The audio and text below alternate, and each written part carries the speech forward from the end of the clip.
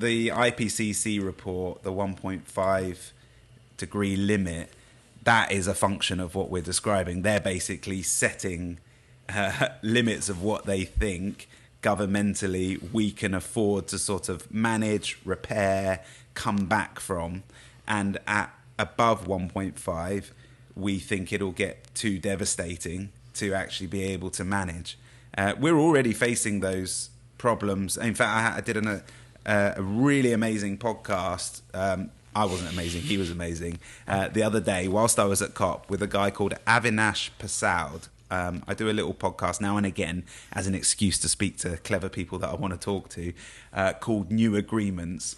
And he is the finance advisor for Mia Mottley, the Barbadian Prime Minister.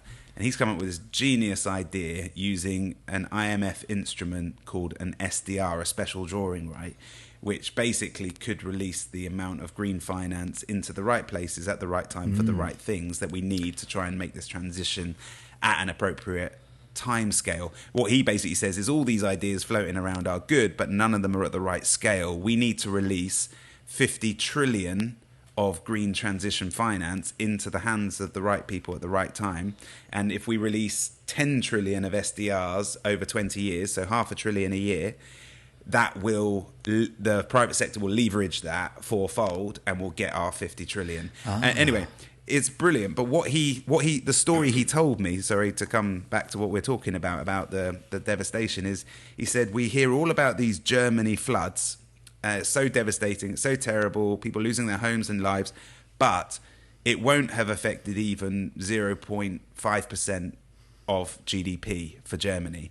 Whereas he was talking about an island, which name I can't remember, and he said last year there was a storm and they're on the front lines of climate change, and the likelihood and the rate of this storm hitting has been increased because of climate change. In 4 hours, it wiped out 220% of their GDP.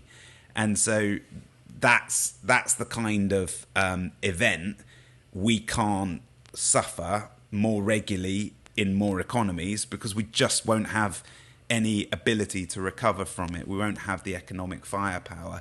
And so, yeah, so there's quite a few levels there that are quite illuminating in what he's talking about. I like that he talks about the right kind of scale for economic facilities. I like that he's bringing my attention to where this is already happening and highlighting the sort of economic effect of these disasters. And it kind of makes sense, doesn't it, that there's only so many of those disasters that we can suffer collectively if we want to continue to live with a certain level of civility.